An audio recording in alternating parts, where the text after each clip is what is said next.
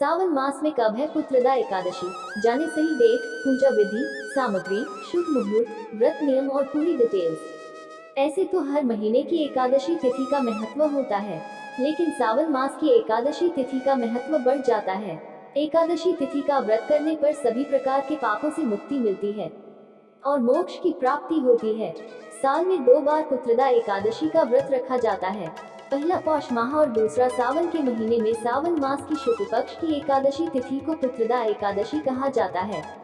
सावन मास में पुत्रदा एकादशी कब है, इसके साथ ही सही डेट, पूजा विधि, पूजन सामग्री, शुभ मुहूर्त, व्रत नियम और पूरी डिटेल्स। पुत्रदा एकादशी का व्रत 27 अगस्त दिन रविवार को रखा जाएगा। इसे पवित्रा एकादशी भी कहते हैं। इस दिन निसंतान दंपत्ति व्रत रख श्री हरि विष्णु जी की विधि विधान से पूजा करती है तो जल्द योग्य संतान की प्राप्ति होती है।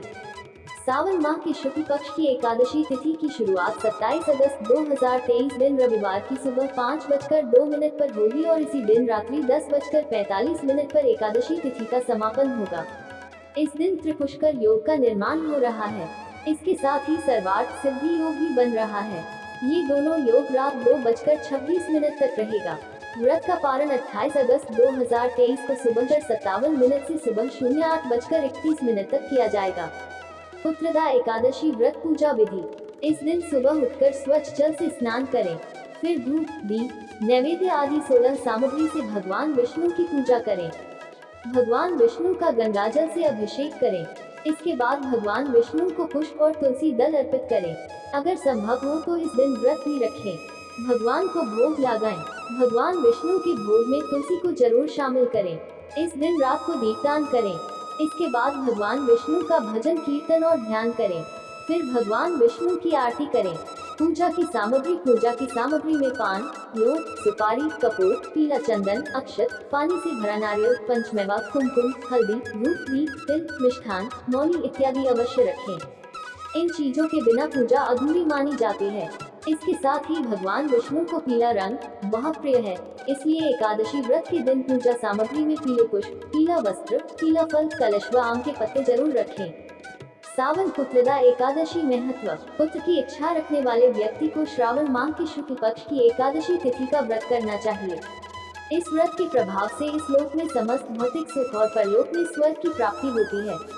सावन पुत्रदा एकादशी व्रत करने से सभी प्रकार के पाप नष्ट हो जाते हैं। इसके साथ ही ग्रह दोष के प्रभाव भी कम हो जाते हैं। साथ ही पूर्वजों के आशीर्वाद से उसके घर किलकारियां गूंजती हैं। सावन पुत्रदा एकादशी पर संतान सुख के लिए निर्जला व्रत कर रात्रि जागरण करें और फिर अगले दिन व्रत का पारण करने पर विशेष लाभ मिलता है। पुत्रदा एकादशी व्रत में क्या खाना चाहिए? एकादशी व्रत में शकरकंद, कुट्टू का आलू, साबूदाना, नारियल, काली मिर्च, सेंधा नमक, दूध, बादाम, अदरक, चीनी आदि पदार्थ खाने में शामिल कर सकते हैं। तारांकन एकादशी का उपवास रखने वालों को दशमी के दिन मांस, लहसुन, प्याज, मसूर की दाल आदि निषेध वस्तुओं का सेवन नहीं करना चाहिए। एकादशी के दिन प्रातः लकड़ी का दातुन न करें। पुत्रदा एकादशी व्रत कथा। महाराज युधिष्ठिर ने पूछा, हे भगवान, आपने सफला एकादशी का महात्म्य बताकर बड़ी कृपा की।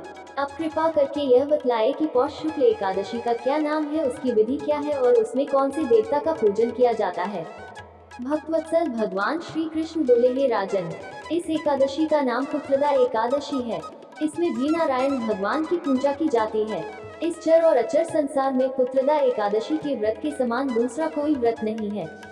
इसके पुण्य से मनुष्य तपस्वी, विद्वान और लक्ष्मीवान होता है।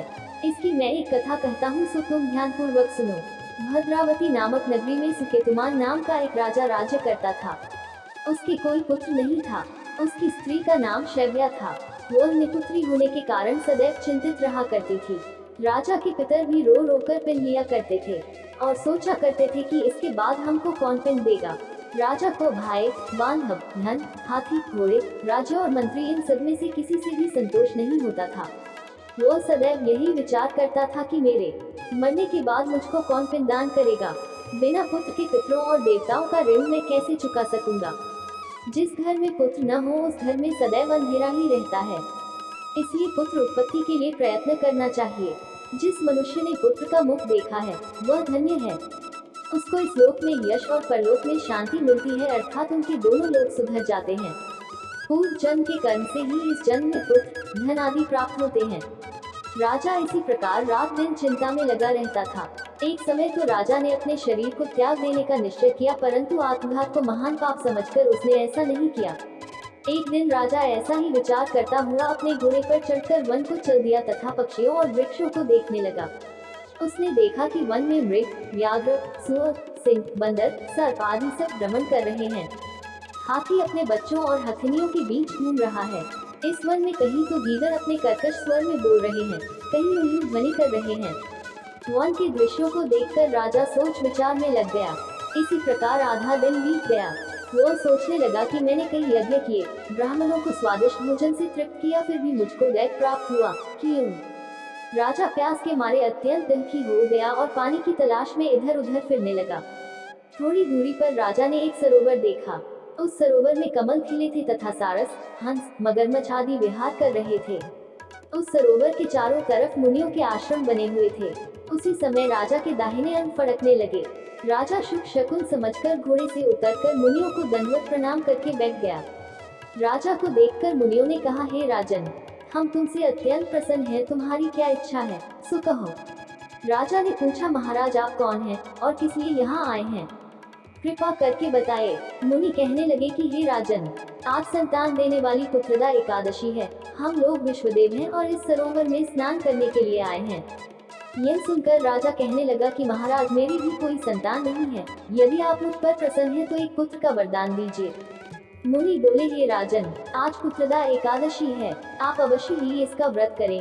भगवान की कृपा से अवश्य ही आपके घर में पुत्र होगा।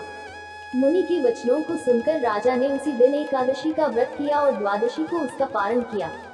इसके पश्चात मुनियों को प्रणाम करके महल में वापस आ गया। कुछ समय बीतने के बाद रानी ने गर्भ धारण किया और 9 महीने के पश्चात उनके एक पुत्र हुआ। वो राजकुमार अत्यंत शूरवीर, यशस्वी और प्रजापालक हुआ। श्री कृष्ण बोले, हे राजन, पुत्र की प्राप्ति के लिए पुत्रदा एकादशी का व्रत करना चाहिए। जो मनुष्य इस महात्म्य को पढ़ता या सुनता है उसके सारी मनोकामना पूर्ण होती है और उसे अंत में स्वर्ग की प्राप्ति होती है।